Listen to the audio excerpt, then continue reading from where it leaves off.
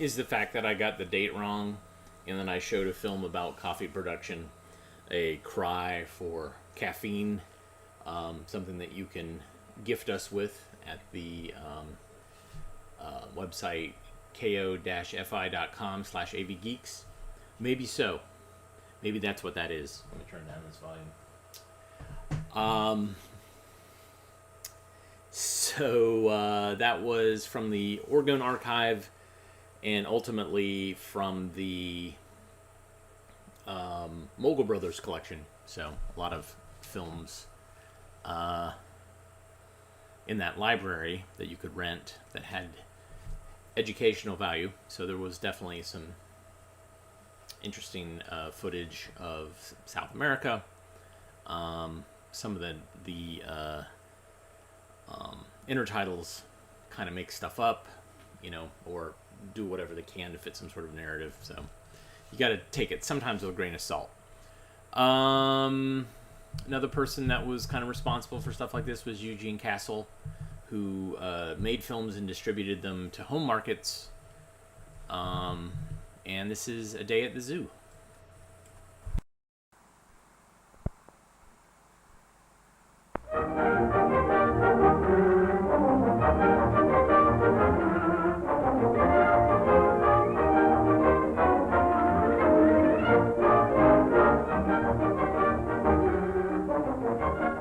Man is always interested in the rest of the animal kingdom.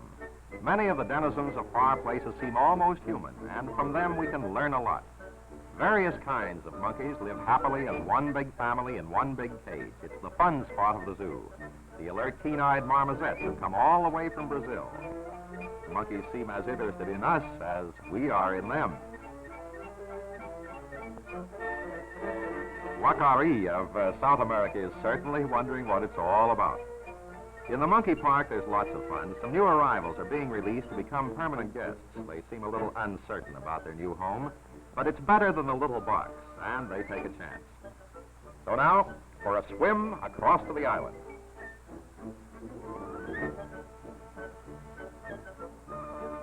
All the conveniences of a popular beach resort.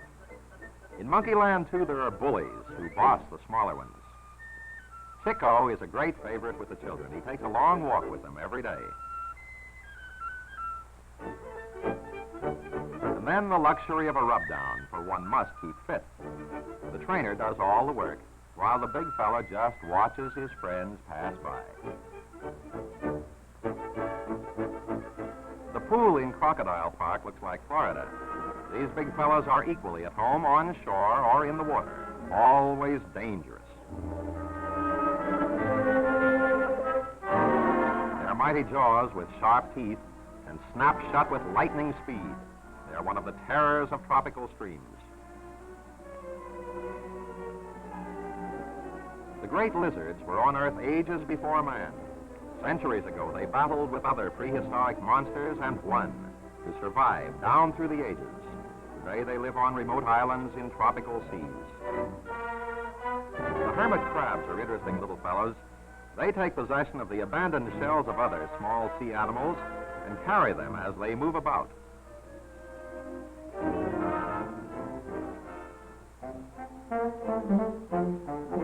Penguins, with their human accents, are always fascinating. They give us friendly greetings. This family from Africa looks like men in masquerade, but they seem to take life very seriously. The sparkling pool calls, and off they've just gone. Last one in is it. They're just a lot of show-offs. And soon they come back for applause and to strut in their swallowtail coats.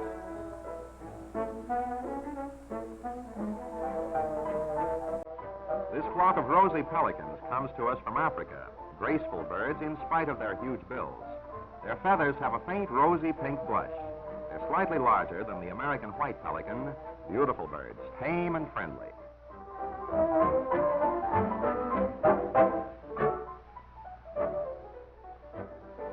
The little pocket gopher is a burrowing rodent from the western states, industrious but destructive, an enemy to farmers, interesting to watch, but bad for growing crops. The African porcupines are strange-looking creatures. Like their American brothers, they rely on their sharp quills for defense. Smart dogs keep their distance. The others get quills in their noses. Hunters beware, for these quills are sharp.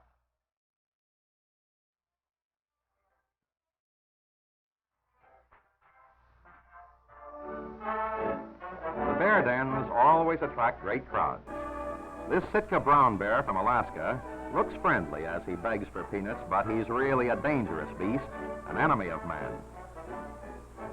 The polar bear from zero climates is one of the most majestic species of the bear family. In our temperatures, he finds it hard to keep cool, and he suffers from the heat. So he stays pretty much in the cold water, chilled by blocks of ice. And does he love ice? He greets it like a long-lost friend and welcomes its soothing chill. But he'd like to be back in the Arctic with the icebergs again.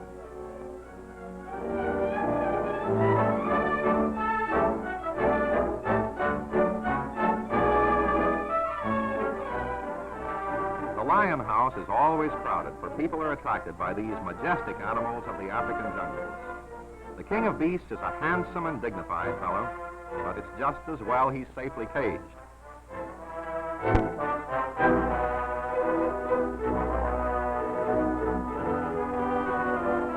The stealthy jaguar of the southern states and South America is another fine example of the family of big cats. Larger than the leopard, he's a clever hunter. Sphinx-like now, but he's dreaming of days when he leaped on helpless prey. The wildcats are dangerous and treacherous, never tamed, never trusted, mean and tricky. There's a bounty on their heads in the far west. Even the young cubs are unfriendly and an enemy of man. They don't like dogs either, and they give the battle cry.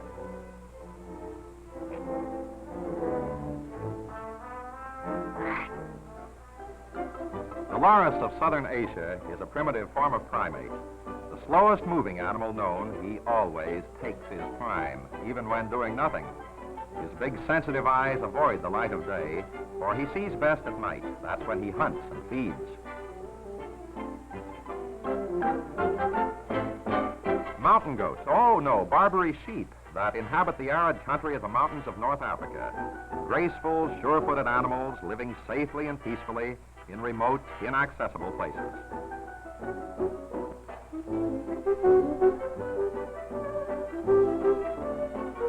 These young giraffes are from the plains of Central Africa. With their long, graceful necks, they can feed on leaves and twigs that other animals cannot reach. And when they get a chance, they can certainly cover ground. Today, babies are often born in captivity. When young, with their long legs and necks, they're clumsy, but they grow up fast and often attain a height of 18 feet. Little funny face, but to mother, he's a beautiful darling. When he grows up, he'll be as handsome as the rest.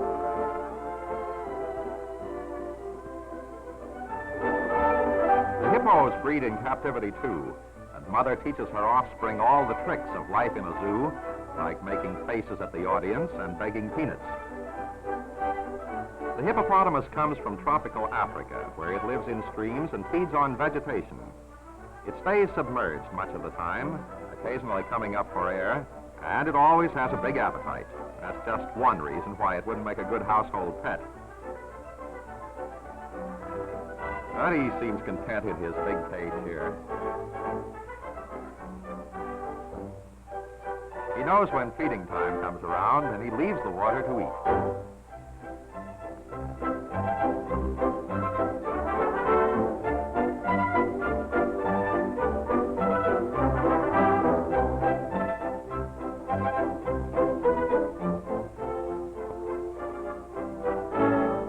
The black rhinoceros of Africa, a large, powerful animal with strong horns, which, when backed up by a couple of tons of weight and plenty of speed, are formidable weapons that even lions fear.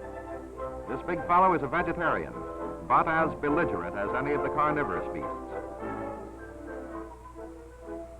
Elephants are always popular with the children, and a baby elephant has as big a following as a movie star. But for a long time, he has no use for anyone but mother, and she gets little rest while bringing up her youngster in the way he should go in a well-regulated zoo. Someday he'll pay more attention to the peanuts of the visitors, but today they're just a nuisance. Mother is all important, and she knows it too. The Sumatran elephant has no family cares, but finds plenty of time to lave in the big pool. She must have her bath every day, for when back home, it's her custom to be in the water more than other elephants. And too, when there's an audience, she likes to show off a bit. And although she can't high dive, she can plunge, and plunge she does. Splash. How did you like the spray?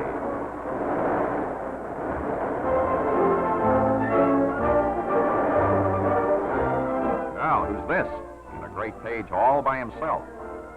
Oh, he's the principal keeper of the zoo. That is, he keeps everyone worried. Hope the bars are strong. What's he saying? Goodbye, come again? Oh, no, not if we see you first.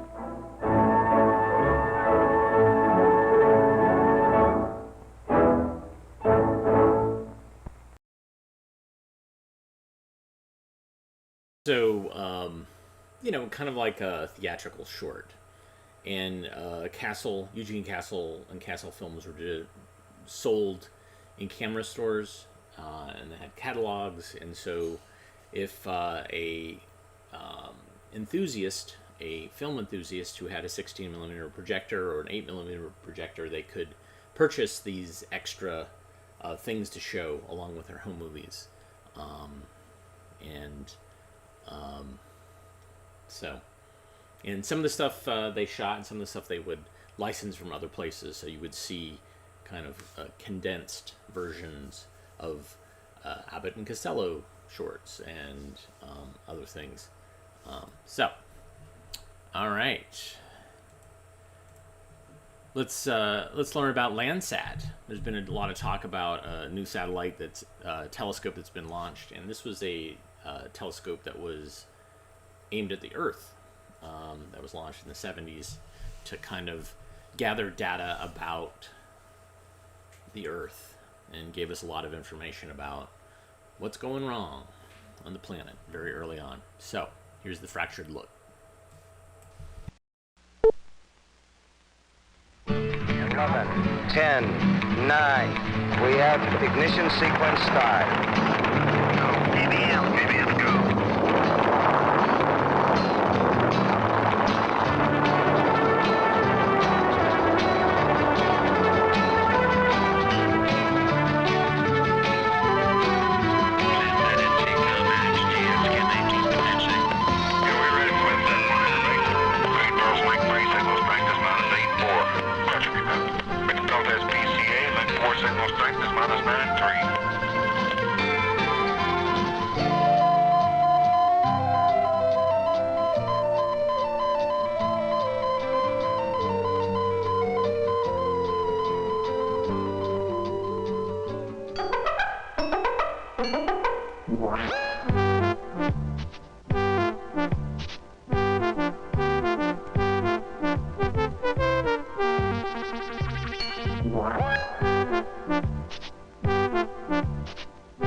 To understand a part of something, the closer look may be the better look.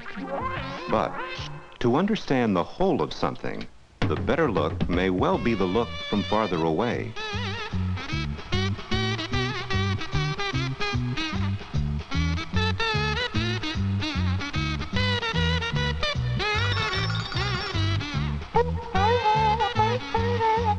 Only when a spacecraft could carry a camera far enough out into space did we get our first view of the Earth as a planet. In 1972, a satellite was launched specifically to record images of large areas of the Earth from an orbit 910 kilometers away. Landsat, the Earth Resources Satellite. Geologists welcome Landsat's big views from space as a new way to study large areas of the Earth's crust.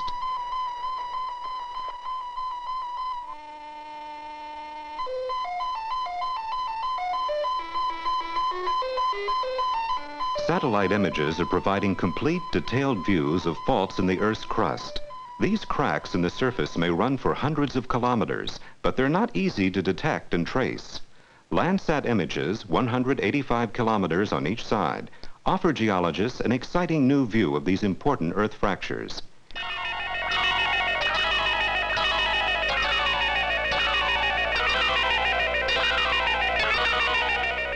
Geologists study faults in the Earth's crust, such as this view of part of California's San Andreas fault system, for many reasons. One important reason is earthquakes.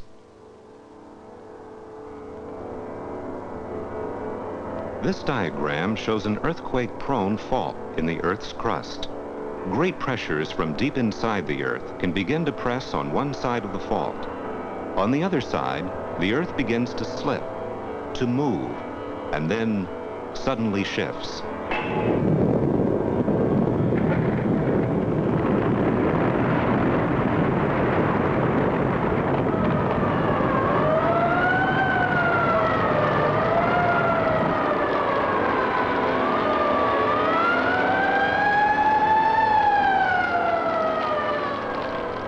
There's an earthquake-prone fault in the state of California, a huge fracture more than 1,000 kilometers long, the San Andreas fault system, consisting of many smaller faults like this recent break. Hundreds of earthquakes have occurred along this fault and the smaller faults that branch off of it. Landsat images of the geological fault systems in California have given scientists a new and valuable perspective on this threat of earthquakes to the population of this region. Views like this, combined with many other kinds of data, will help scientists monitor the San Andreas fault system.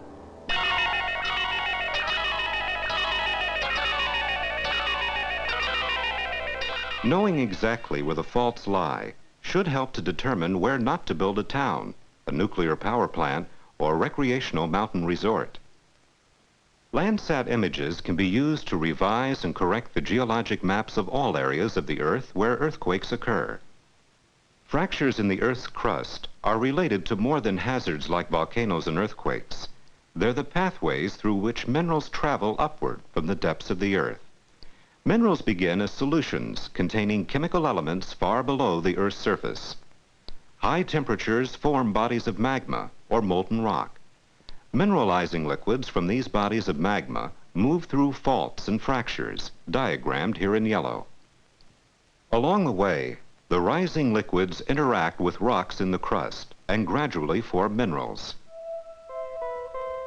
Iron, gold, lead, copper, silver, all of the many ores which are precious hidden resources.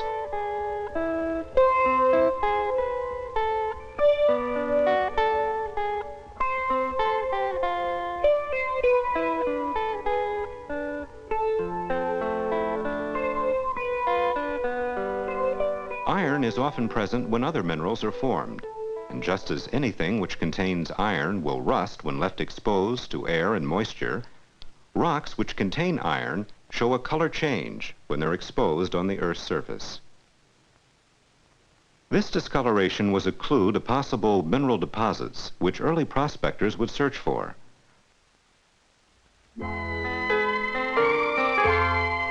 Early gold hunters would also look near streams, probably without ever knowing that streams follow fractures, and fractures are likely to have ore deposits nearby. In their search, these prospectors had a little knowledge, hunches, and prayers. Most found disappointment. A few found gold.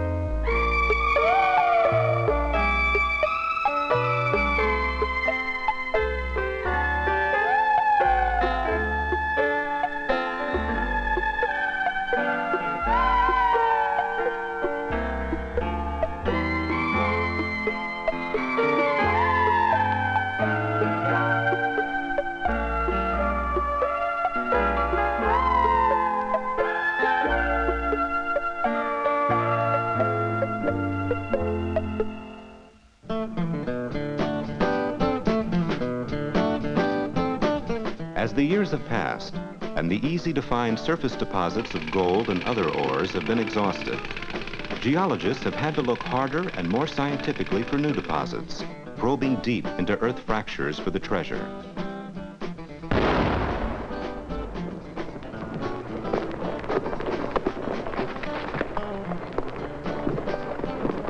Modern technology can remove ores from deep in the earth, and every known deposit is drilled, exploded, and dug to produce its maximum yield.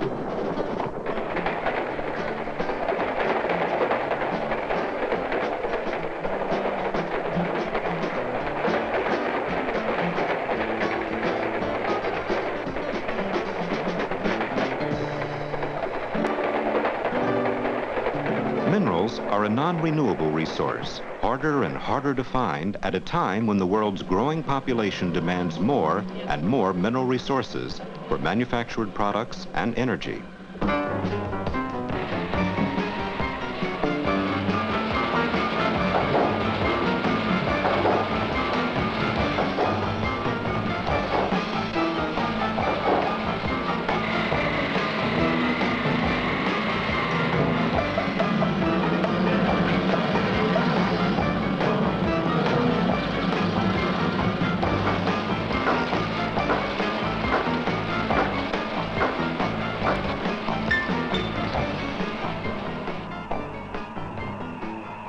One of the challenges facing geologists today is to find scarce new mineral deposits. The launching of Landsat in 1972 began a new era for geologists involved in this urgent search. This is a Landsat map of the entire United States, a mosaic of many overlapping Landsat images pieced smoothly together. This new total view reveals to the eye of a trained geologist the subtle indications of entire fault systems which were previously undetected. For example, many gold, silver, and copper mines in the state of Nevada are found along a fracture called the Midas Trench.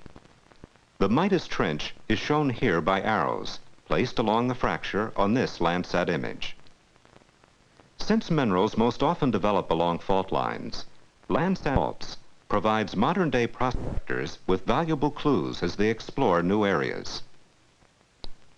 Landsat imagery can provide another hint to people trying to decide where to begin prospecting operations. When Landsat images are processed on a computer, areas with surface iron oxide discoloration can be clearly distinguished from surrounding areas by displaying them in a separate color. For example, green.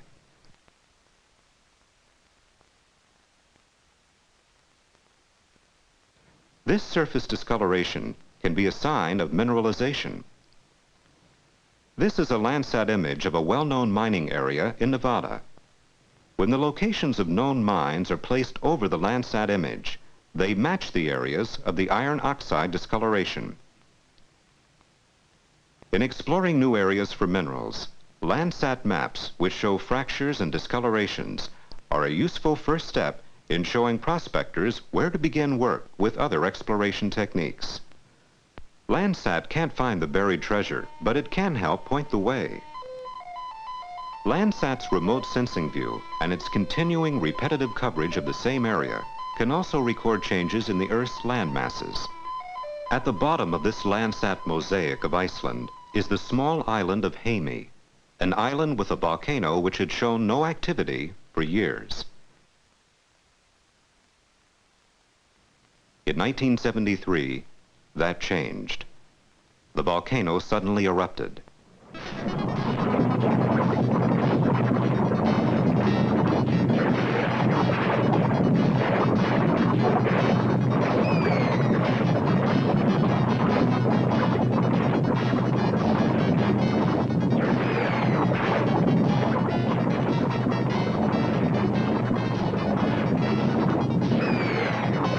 For 6 weeks, the volcano roared, raining fiery volcanic ash down on the town. The air filled with poisonous gases belched out of the volcano. The people were all evacuated, and much of the town was destroyed as waves of red-hot lava poured through the streets and on into the sea.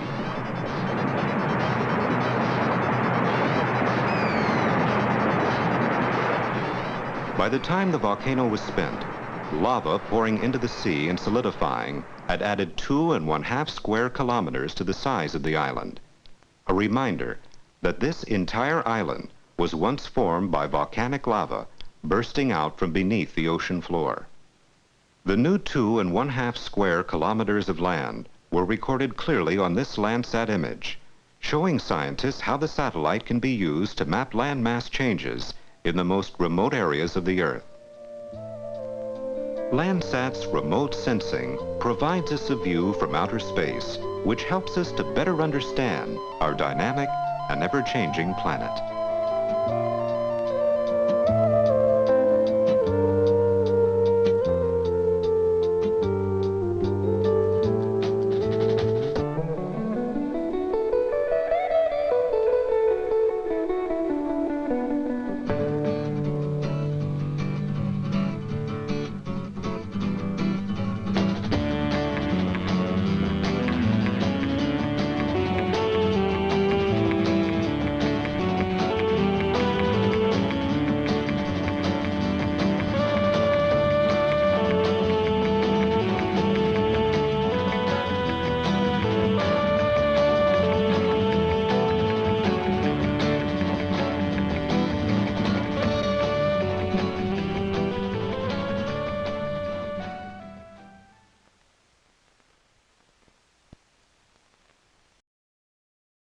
Music was awesome. It was a great thing. So it looks like Landsat was less about environmental impact of man and more about like how can we take advantage of satellite data for mining more resources from the Earth. So that probably, I think it was a balance. Like there was some data that talked about, wow, look how polluted we are, and look at all the problems that oil has caused with oil spills and the strip mining and all that stuff. But then also like, look at all the potential oil that we found here. Anyhow, so behind me I got a telecine, which is a machine that we use to transfer films that you can watch live. So let's watch Hidden Treasure. We were just talking about Hidden Treasure. So here's Hidden Treasure. Enjoy.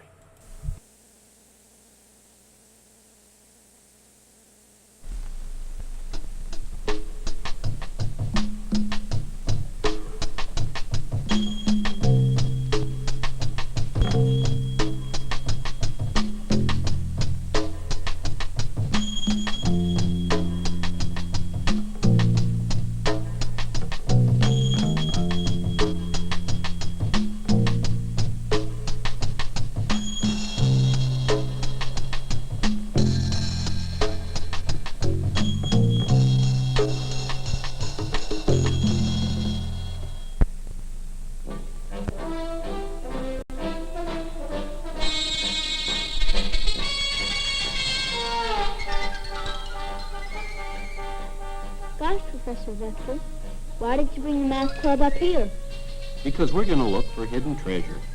Really? Yes, I brought 3 maps along, and I'm going to give one to each of you. What's the treasure, Professor Vector? You'll have to find that out for yourself. But I can promise you it's something you'll be able to use for the rest of your life. Gee, let's get started. Okay, here are your maps.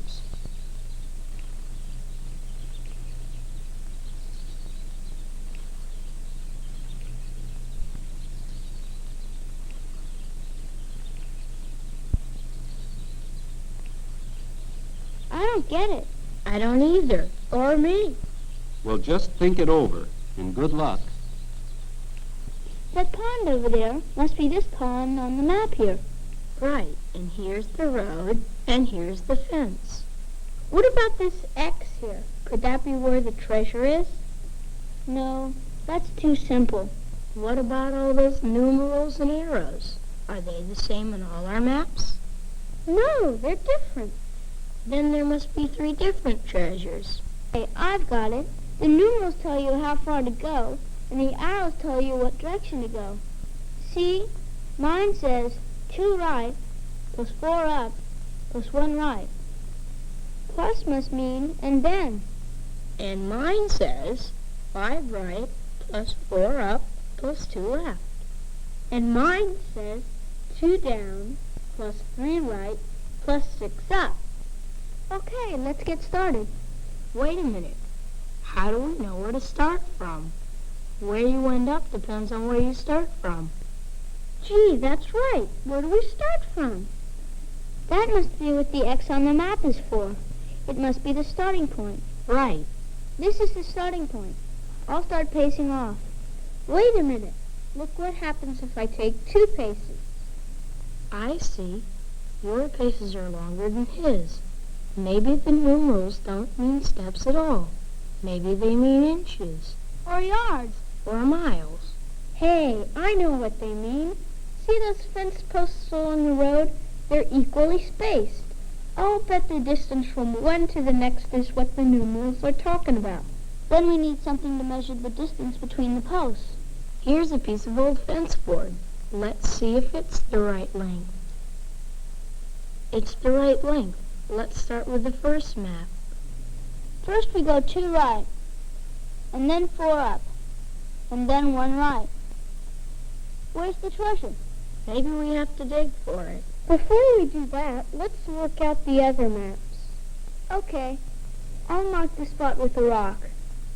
We start back at the X and go 5 right, and then 4 up, and then 2 left. Hey, this is the same spot. I'm beginning to smell a rat. Let's try the last map. Let's see. First we go 2 down, and then 3 right, then 6 up. Here we are again. Well, let's start digging. That won't be necessary. You've already dug the hidden treasure. You've been learning how to find points on a graph. This point, where the dark lines meet, is the starting point on your graph. Now on your map number 1, the instructions were 2 right, and then 4 up, and then 1 right, bringing you to this point. Your map number 2 had different instructions, but as you found, it brought you to the same point. And your map number 3 had another set of instructions, but it also brought you to the same point as the first 2. So you see, many different sets of instructions will get you to the same point. Now let's see if you really understand. The instructions on each of your maps used 3 arrowed numerals. Can you think of 2 arrowed numerals that would have gotten you to the same point? How about 3 to the right and 4 up the graph?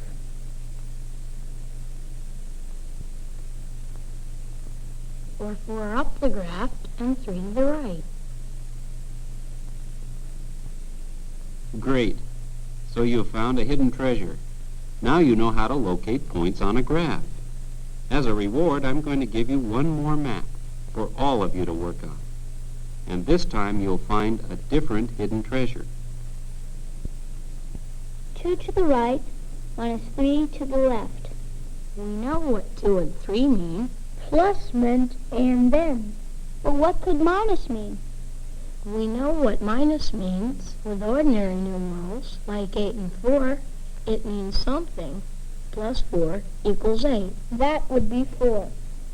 So 2 to the right minus 3 to the left equals what?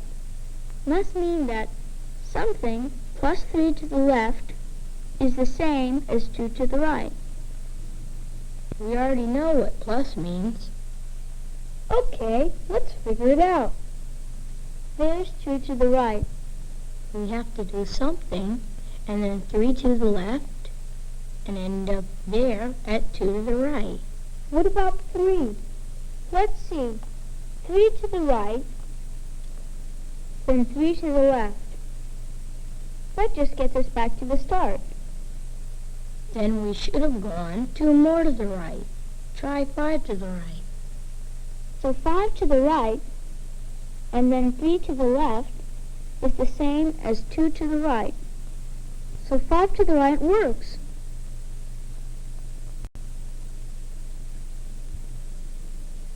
So 2 to the right minus 3 to the left is 5 to the right. Then we start here and go 5 to the right.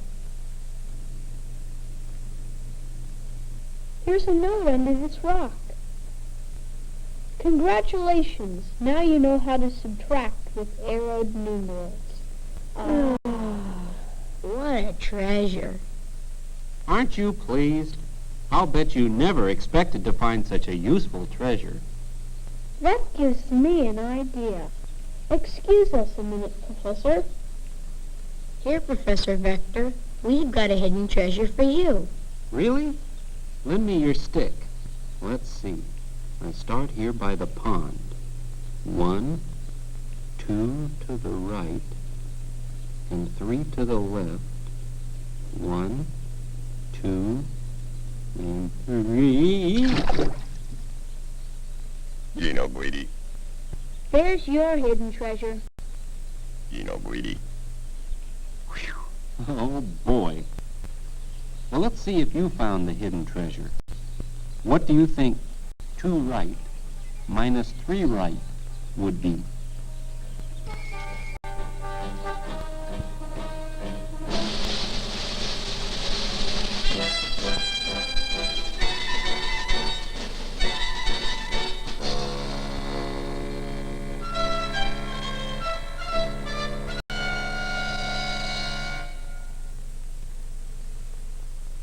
Okay, they can't all be winners. I found that some films about math are pretty boring. So that one is, doesn't go the distance. I mean, it's made by Davidson Films, who made that amazing math film that I love called The Weird Number. But not all of them are that good. So hey, thank you, Michael. And thank you, Nathan, for the coffee. It's very much appreciated. And I think there's somebody else that gave me coffee, too. Let's see. No, Nathan and Michael. I think that's it. But, you can buy us coffee at kofi.com/avgeeks or at buymeacoffee.com/avgeeks. Either one of them. All right, let's see. What do we got?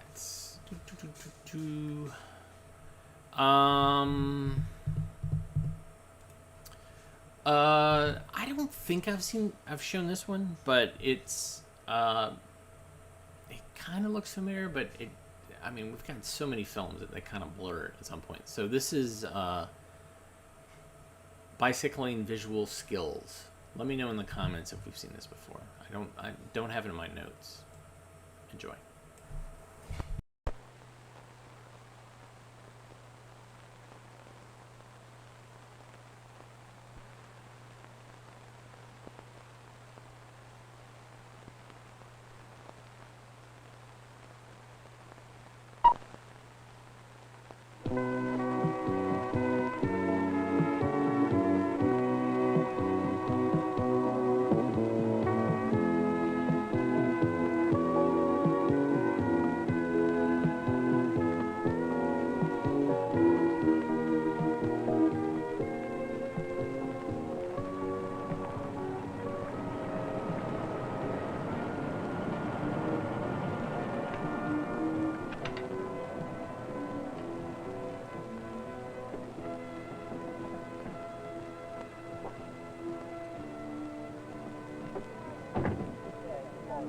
My brother's lucky. He's learning how to drive. Hi, Mike. Hi, Karen. What's up? Hi, Ted. We're just waiting for you. You know, Ted here's going to be driving that car by himself pretty soon. I wish I was old enough to drive. Well, you already are, Karen. Really? Sure. Many of the skills you use to drive your bike safely are the same skills car drivers use. Say, I have a new film on safe driving skills that I'm going to look at in the morning. Would any of you like to look at it? Can you meet me back here at 9 o'clock? Sure. Okay. All right. See you in the driver's education room. See you later. Bye. Bye. Bye.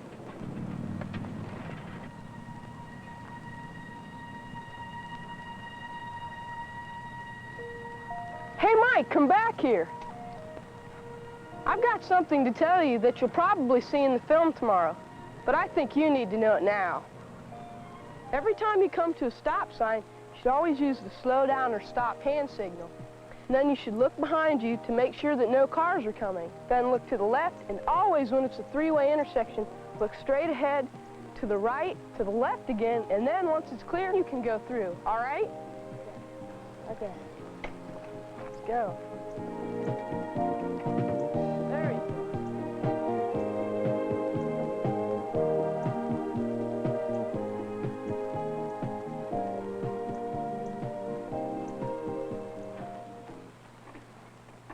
Good morning. Hi. Good morning. I've got this all set and ready to roll. Take your seats. Karen, could you get the lights for me? Sure.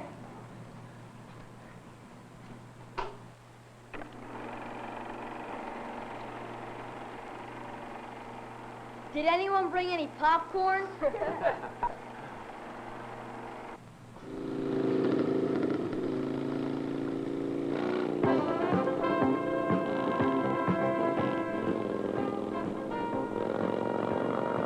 Driving any vehicle takes special skills and concentration.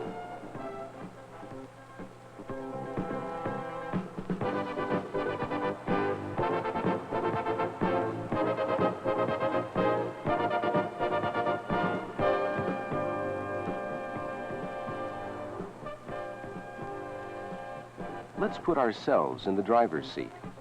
You can pick whatever vehicle you want for your imaginary trip to see what a skillful driver does.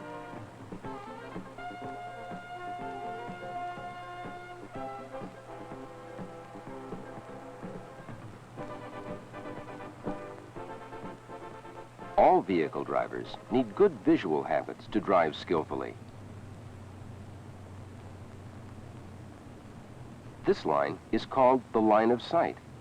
It's an imaginary straight line from your eyes to the object in the distance you're focusing on. Side vision, or peripheral vision, is everything you can see on either side of your line of sight without moving your head. Everything you can see at one time is called your field of view. Look what happens to your field of view when you turn your head. Every time you switch your line of sight, your entire field of view changes. You can see more of some things and less of others. There is always a lot to look at when you're driving any vehicle. But if you increase your speed, there is too much to look at.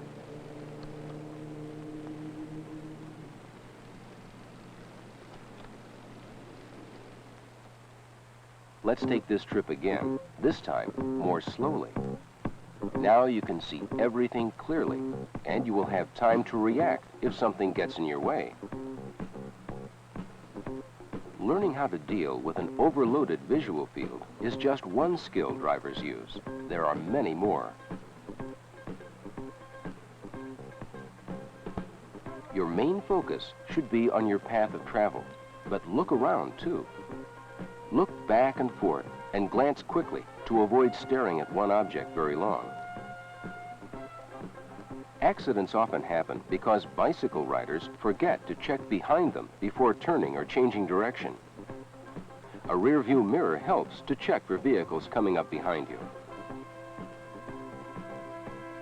If you don't have one, slow down before you turn. Signal that you are turning. Check behind to make sure no cars have missed your signal and are about to pass you. Check ahead in the intersection for traffic. Check to the left and to the right. Then put your hand back on the handlebar and check behind again to make sure it's clear before you turn.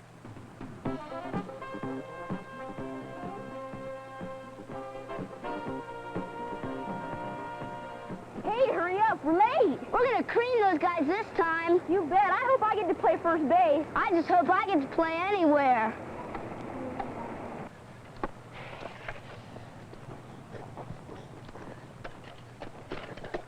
Hey, who do you think's gonna pitch today?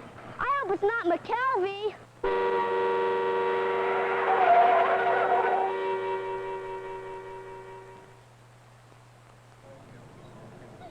You want to get that board for us? Bring it over here. Sure. Okay, very good. I'm going to roll them over this way. Forward flat. 1, 2, 3. Car 16, you can cancel all the other cars. We have that under control. Hey, any car not at Broadway, Cleveland can cancel. Any car not at Broadway, Cleveland can cancel.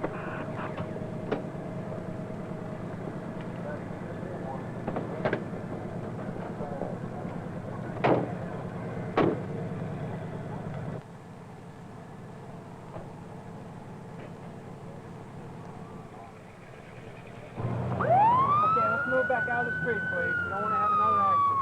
Move to the sidewalk, please. Thank you. Intersections pose the most dangerous threat to all vehicle drivers.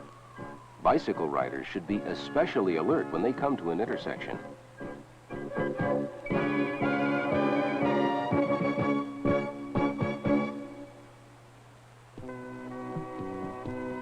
Look far ahead and aim high to pick out intersections coming up ahead of time and to look for other possible problems, like parked vehicles in your path.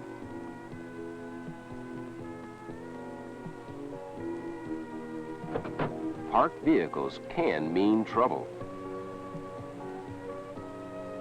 Another trouble spot for bike riders comes up when wide roadways suddenly get narrow.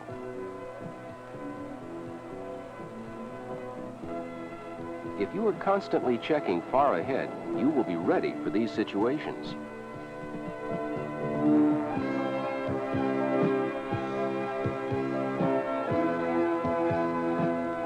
Some dangers aren't as easy to see as others.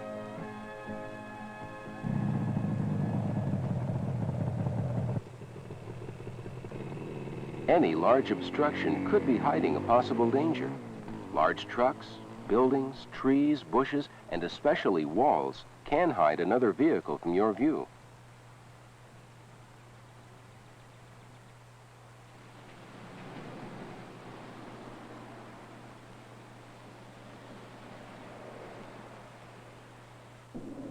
Rain or other bad weather conditions can cut down a driver's ability to see you.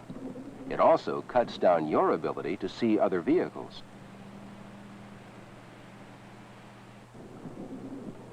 If you must ride in bad weather, slow down and be extra careful. Search the ground for changing road surfaces. Your bicycle reacts differently to each one. Loose gravel is slippery. Bricks are bumpy. Adjust your speed to each surface to keep your bicycle under control. Look near to quickly determine direction changes of other vehicles. It's easier to spot pedestrians, especially short children, by looking at the ground between parked cars and watching for their feet.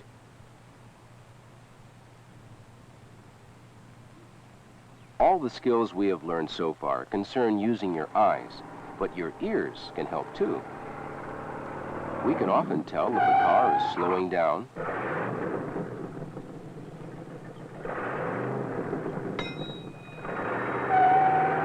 or speeding up or sliding out of control.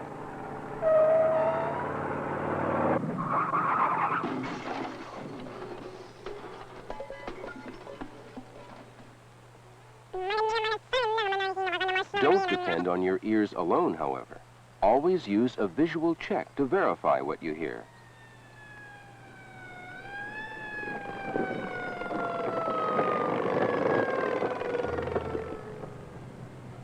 Let's review the skills we've learned. Keep your main focus on your path of travel, but look around too. Direct your vision search far ahead in order to pick out dangerous situations before you get there. This will give you more time to react. Search the ground around you to determine road conditions. Look near for sudden direction changes of other vehicles.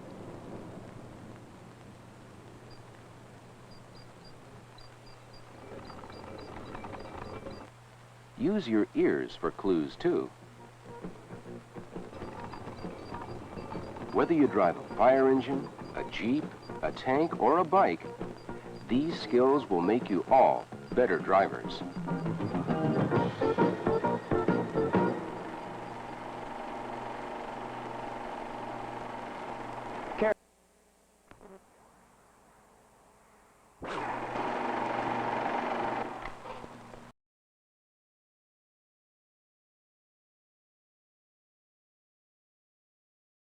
Was there something at the end of that? Hold on. I'm gonna have to go back. It sounded like that was weird. All right, let me go back to that. I'll have to fast forward to the end. All right.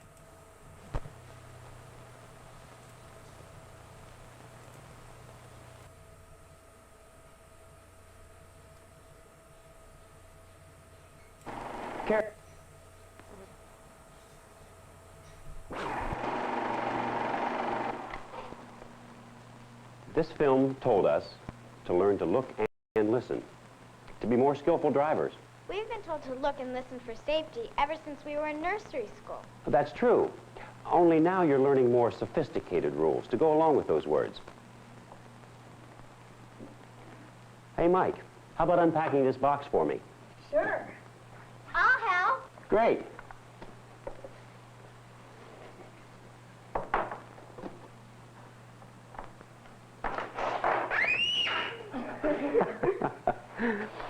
Surprise is the one main element in almost all bicycle accidents. And that's why we need to learn to look and listen, so nothing will surprise us. By being aware of dangerous situations and how to avoid them, we're ready for any surprises. And you'll be better prepared to drive a car when that time comes. Thanks for showing us the film, Mr. Mathis. That was great. You're welcome. Yeah, thanks a lot. I'm going to practice looking far and high and near and all that stuff. See you tomorrow. Okay, bye.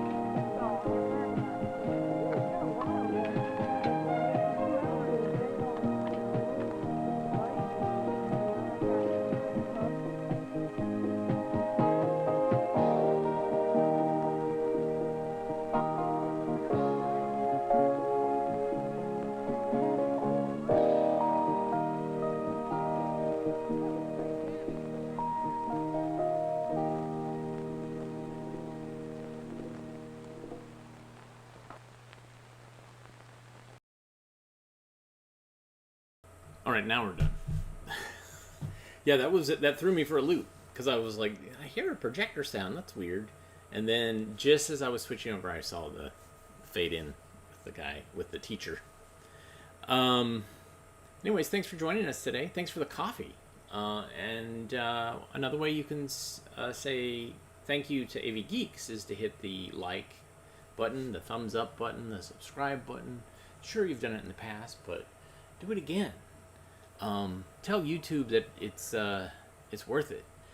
So YouTube, or actually the South African National Archive, took yesterday's show offline because, on YouTube at least, because they said we own that, which they might. I don't know.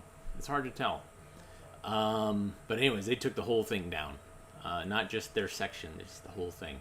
That's where YouTube is really annoying because it's like, hey, there's a section that you know has been claimed. Why don't you just mute that section or cut out that section? Why take down the whole thing? That's very frustrating. But, you know, YouTube's robots. So that's why you hitting the like button or the thumbs up button tells the robots that run YouTube and Facebook and all the other sites that it's worth what we're doing. At least that's what people tell me. So everybody have a great rest of your day, and we will see you again tomorrow to wrap up the end of the year. And basically, we have seen up to this point over 2,300 films, and I'll have a count about how many we saw just this year tomorrow. We watched a lot of films, and I really appreciate you being there and watching them with me, because I'll just watch them by myself, but it's nice to have other people watching with me. So everybody have a good rest of your day, and we'll see you tomorrow. Take care.